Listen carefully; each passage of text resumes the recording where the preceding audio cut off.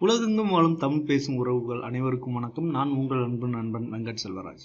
இன்னைக்கு நம்ம இந்த வீடியோவில் என்ன பார்க்க போறோம்னா, ஏற்கனவே சொல்லியிருந்தோம் யூனிட்டி 3Dயோட பேசிக்ஸ் டுட்டோரியல் போட போறோம் அப்படின்னு. ஸோ இன்னையிலேருந்து நம்ம யூனிட்டி 3Dக்கான பேசிக் டுட்டோரியல் நம்ம போட போறோம். மெயினாக பார்த்தீங்கன்னா இது மேக்ஸிமம் நம்ம எதில் ஃபோக்கஸ் பண்ணுவோம்னா, அந்த ஆர்ட் அண்டு டெவலப்மெண்ட் தான், அசட் கிரியேஷனுக்கு தான் நம்ம ஃபோக்கஸ் பண்ணுவோம். இதெல்லாம் முடிச்சுட்டு அதுக்கப்புறம் நம்ம அடுத்த ஸ்டேஜில் நம்ம ஸ்கிரிப்டிங் பார்ப்போம். ஸோ பேசிக் ஆஃப் ஸ்கிரிப்டிங் ரொம்ப உங்களுக்கு சி ஷாப் உங்களுக்கு ரொம்ப புரியலைன்னா கூட நம்ம விசுவல் ஸ்கிரிப்டிங்னு நம்ம பார்ப்போம். ஓகேங்களா? அதாவது டிசைனர் கூட ஸ்கிரிப்ட் பண்ணலாம், அப்படி ஒரு ஆப்ஷன் யூனிட்டியில் இருக்குது. ஸோ நான் அதையும் சொல்லித்தரேன். ஓகே, இன்றைக்கி நம்ம இந்த ஃபஸ்ட் பார்ட்டில் நம்ம என்ன பார்க்க போகிறோம் அப்படின்னு பார்த்தீங்கன்னா, யூனிட்டி 3Dயோட இன்ட்ரோ அண்ட் அதை எப்படி டவுன்லோட் பண்ணி இன்ஸ்டால் பண்ணுறதுங்களை பற்றி தான் பார்க்க போகிறோம். ஸோ ரொம்ப ஷார்ட்டாக முடிச்சலான்னு நினைக்கிறேன். ஸோ யூனிட்டி 3D மெயினாக எங்கே யூஸ் ஆகுதுன்னு பார்த்தீங்கன்னா, கேம்ஸ் தான். Games 2D games and 3D கேம்ஸ்னா இருக்குது பார்த்தீங்களா, அந்த மாதிரி கேம்ஸுங்களை கிரியேட் பண்ணுறதுக்கு யூனிட்டி 3Dயை பயன்படுத்துகிறாங்க. ரொம்ப ரொம்ப பெரிய லெவலில் அதை பயன்படுத்துகிறாங்க. அடுத்தபடியாக எங்கே யூஸ் ஆகுதுன்னு பார்த்தீங்கன்னா, AR VR and MR. So இந்த ரியாலிட்டி, அதாவது எக்ஸ்டெண்டட் ரியாலிட்டி அப்ளிகேஷன் கிரியேட் பண்ணுறது AR VR அண்ட் MRன்னா augmented reality, virtual reality and mixed reality. So இதுதான் பார்த்தீங்கன்னா, நம்ம இதை பற்றியான புரிதல் உங்களுக்கு இல்லைன்னா இதை பற்றி ஒரு தனி ஒரு வீடியோவே போட்டிருக்கோம். ஸோ இதில் எக்ஸ்பர்ட்டாக உள்ள சாய்கிரன் அந்த வீடியோவில் பேசியிருப்பார். ஓகே, இந்த AR VR அந்த MR இந்த மாதிரி அப்ளிகேஷன் கிரியேட் பண்ணதுக்கு இது ரொம்ப பயன்படுது. ஸோ ஏன்னா இது ரொம்ப லைட் வெயிட்டான இருக்கும். ஸோ நிறையா வெயிட்டே இருக்காது, பெர்ஃபார்மன்ஸும் நல்லாயிருக்கும். ஸோ அதனால இந்த யூனிட்டியை ப்ரிப்பேர் பண்ணுறாங்க இப்போதைக்கு. ஓகே, ஃபியூச்சரில் நிறைய அப்ளிகேஷன் வரலாம், இல்லை யூனிட்டியை இன்னும் அட்வான்ஸ் பண்ணலாம். ஸோ பார்ப்போம். இப்போதைக்கு நம்ம என்ன யூனிட்டியில் இதை பற்றியெல்லாம் கற்றுக்க போகிறோம். கேம்ஸ் கிரியேட் பண்ணுறது, AR VR அண்ட் இந்த இன்ட்ராக்டிவ் அப்ளிகேஷன்ஸ். அதாவது இன்ட்ராக்டிவ் அப்ளிகேஷன்ஸ்லாம் பார்த்தீங்கன்னா, இந்த டச் ஸ்க்ரீன்லேயே பார்த்தீங்கன்னா பெரிய பெரிய மால் இது மாதிரிலாம் வச்சுருப்பாங்க. அங்கே டச் பண்ணால் ஏதாவது ஆப்ஷன் நடக்கிற மாதிரி, சம்திங் ஒரு கேம்ஸ் கிரியேட் பண்ணுற மாதிரி, இது மாதிரி அப்ளிகேஷன்ஸ்லாம் யூனிட்டியில் நம்ம பண்ணலாம். ஸோ இன்ட்ராக்டிவ் அப்ளிகேஷன் இப்போ லேட்டஸ்ட் என்ன பண்ணியிருக்காங்கன்னா, ஒரு வீடியோவை கிரியேட் பண்ணிக்கிற மாதிரி, ஸோ ஒரு அனிமேஷன் ஃபிலிமாக நம்ம யூனிட்டிலேருந்து அவுட்புட் எடுத்துக்கிற மாதிரி ஒன்று வந்திருக்கு. HDRP, அதாவது HD ரெண்டர் பைப்லைன் அப்படின்னு ஒரு டெக்னாலஜி கொண்டு வந்துருக்காங்க. ஸோ அது மூலமாக நம்ம ஒரு ஃபிலிமையே நம்ம மேக் பண்ணிக்கலாம் இந்த யூனிட்டிலேருந்து. ஸோ ஓகே, இது எல்லாமே நம்ம வருங்கிற கிளாஸில் இந்த பேசிக்ஸ்லாம் முடிச்சதுக்கப்புறம் ஒவ்வொன்றும் எப்படி பண்ணுறதுன்னு நம்ம அடுத்தடுத்த வீடியோவில் போடுவோம். ஸோ நம்ம சேனல் நீங்கள் சப்ஸ்கிரைப் பண்ணல, இன்னும் சப்ஸ்கிரைப் பண்ணலாம், தயவுசெய்து சப்ஸ்கிரைப் பண்ணி வச்சுங்க. நல்ல நல்ல வீடியோஸ்லாம் இருக்குது, போய் பாருங்கள். பிடிச்சிருந்தாலும் சப்ஸ்கிரைப் பண்ணுங்க. இல்லை உங்களுக்கு தேவைப்படாது, எனக்கு இதில் இன்ட்ரெஸ்ட் இல்லை அப்படின்னு நினைக்கிறவங்க, இதில் இன்ட்ரெஸ்ட் உள்ள நிறையா ஃப்ரெண்ட்ஸ் உங்களுக்கு தெரிஞ்சே இருப்பாங்க, சரியான ஒரு டுட்டோர் கிடைக்காம இருப்பாங்க, தமிழில் சொல்லி கொடுக்குறவங்க கிடைக்காம இருப்பாங்க. ஸோ அவங்களுக்கு நம்ம ஷேர் பண்ணிங்கன்னா அவங்களுக்கு ரொம்ப யூஸ்ஃபுல்லாக இருக்கும்.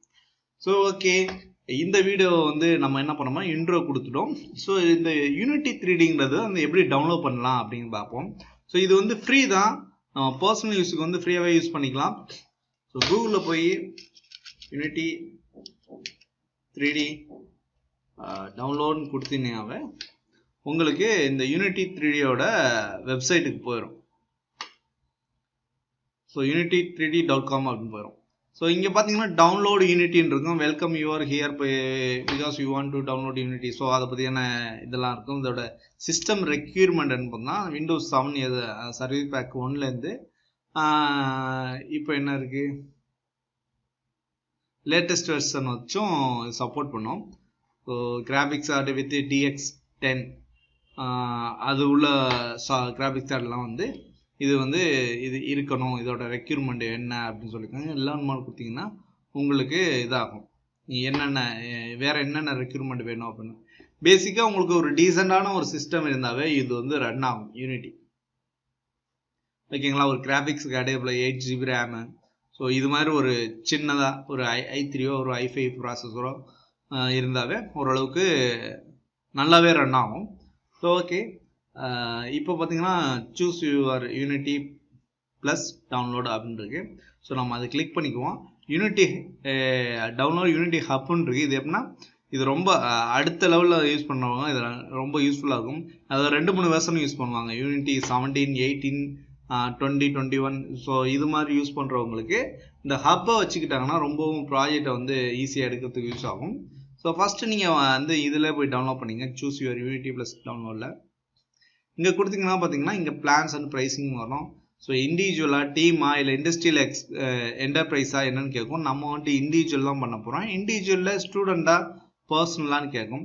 நம்ம வந்து பர்சனலாக தான் யூஸ் பண்ண போகிறோம். ஸோ பர்சனல் கொடுத்தீங்கன்னா உங்களுக்கு டவுன்லோட் ஆகும். ஸோ பர்சனலுக்கு வந்து இந்த பேஜ் வரும். இந்த பேஜில் வந்து ஃபஸ்ட் டைம் யூசர் அப்படின்னு இருக்கும். ஸோ ஃபஸ்ட் டைம் யூசரை நீங்கள் கிளிக் பண்ணி அக்ரி கொடுத்தீங்கன்னாவே உங்களுக்கு டவுன்லோட் ஸ்டார்ட் ஆகும்.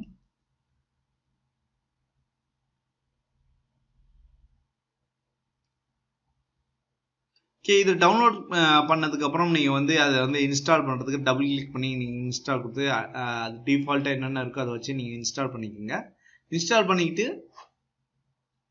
ஒன்ஸ் இன்ஸ்டாலேஷன் முடிஞ்சதுக்கப்புறம் உங்களுக்கு வந்து யூனிட்டி வந்து உங்கள் சிஸ்டத்தில் வந்து இன்ஸ்டால் ஆயிரும். ஸோ உங்களுக்கு இன்னும் இன்ஸ்டாலேஷன், ஏன்னா இன்ஸ்டாலேஷன் தான் நம்ம வீடியோ ரெக்கார்ட் பண்ணால் கொஞ்சம் டைம் ஆகும் தான் இன்ஸ்டாலேஷன் வைக்கல. இன்ஸ்டாலேஷன் எப்படி பண்ணுறதுன்னு நீங்கள் வந்து யூடியூப்பில் நிறைய வீடியோ இருக்கும், அதில் பார்த்துக்குங்க. ஸோ யூனிட்டி வந்து ஒன்ஸ் இன்ஸ்டால் ஆனதுக்கப்புறம் ஹப்பு மூலமாக நான் ஓப்பன் ஆக போகிறேன். நீங்கள் ஹப்பு வேணா கூட ஹப்பில் போய் நீங்கள் வந்து இன்ஸ்டால் பண்ணிக்கலாம். ஸோ அது கொஞ்சம் குழப்பமாக இருக்கும்.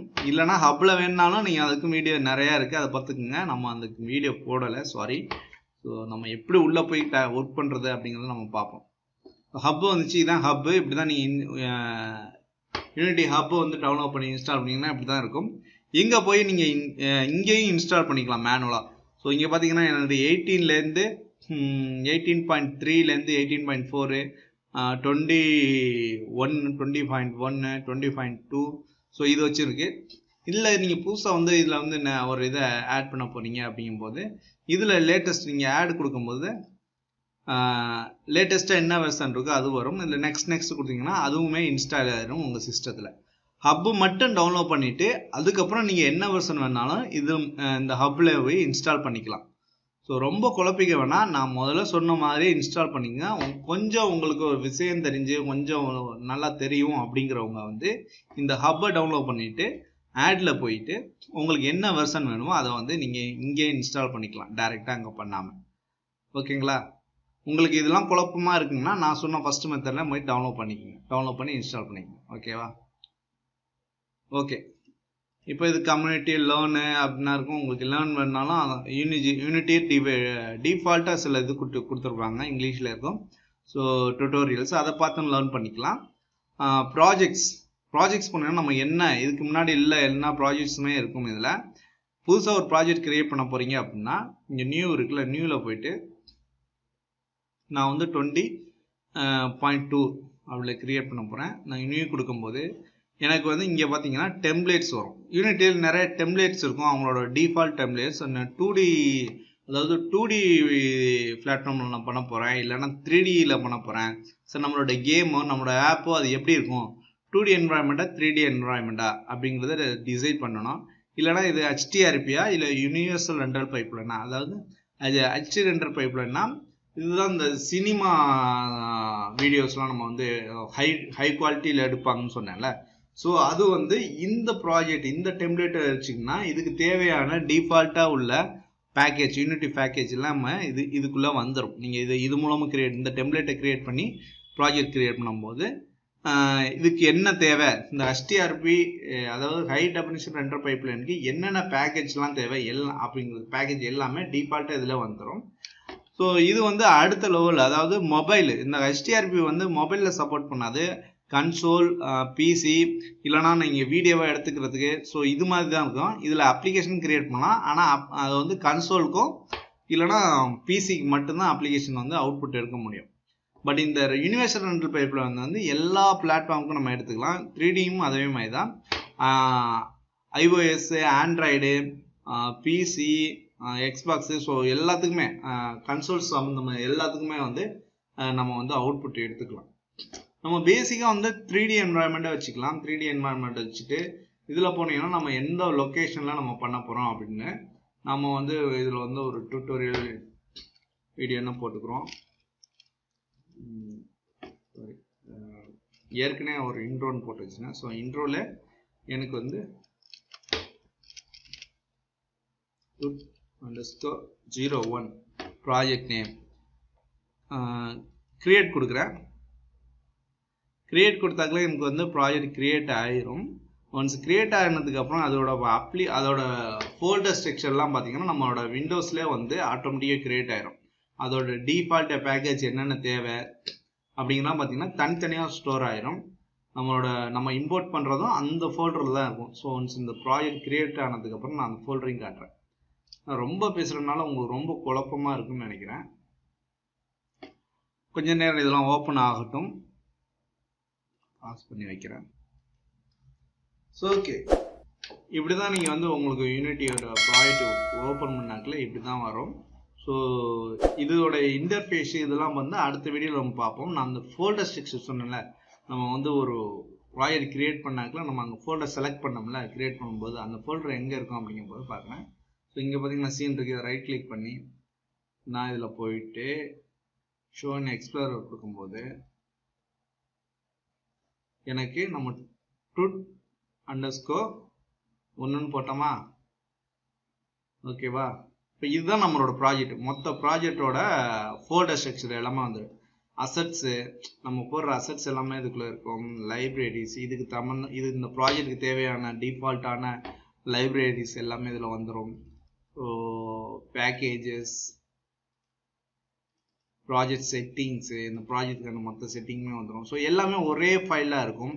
ஸோ நம்ம இந்த ஃபோல்டரையே நம்ம வந்து வேறு எங்கேயாவது தேவைன்னா இந்த ஃபோல்டரை அப்படியே காப்பி பண்ணி கொடுத்துட்டு அவங்க வந்து யூனிட்டி ஹப் மூலமாக அதை அக்சஸ் பண்ணிக்குவாங்க. வேறு ஒருத்தர் கொடுக்கணும் அந்த ப்ராஜெக்ட் அப்படியே மைக்ரேட் பண்ணணும் அப்படிங்கும்போது. ஏன்னா இதோட செட்டிங், இந்த ப்ராஜெக்ட்டுக்கான மொத்த செட்டிங்குமே இதில் வந்துடும்.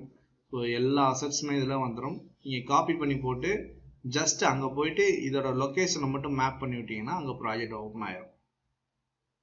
ஸோ இதுதான் உங்களுக்கு வந்து இன்ட்ரோ. ஸோ அடுத்த வீடியோவில் நம்ம என்ன பண்ண போகிறோம், இதோட இன்டர்ஃபேஸை வந்து நம்ம பார்க்க போகிறோம். இன்டர்ஃபேஸ் வந்து ஒரு ஆப்ஜெக்ட்ஸ்லாம் எப்படி கிரியேட் பண்ணுறதா அடுத்த வீடியோவில் பார்ப்போம்.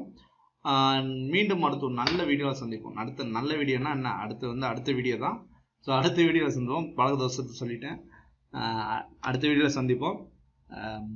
மறக்காமல் நம்ம சேனலை சப்ஸ்கிரைப் பண்ணுங்கள். புதுசாக பார்த்தீங்கன்னா தயவுசெய்து சப்ஸ்கிரைப் பண்ணிங்க. ஏற்கனவே உள்ளவங்கன்னா பரவாயில்ல, நம்ம சேனலில் போடுற வீடியோலாம் ரொம்ப பிடிச்சிருந்துச்சுன்னா உங்கள் ஃப்ரெண்ட்ஸுக்கிட்ட தயவுசெய்து ஷேர் பண்ணுங்கள். ஸோ நன்றி.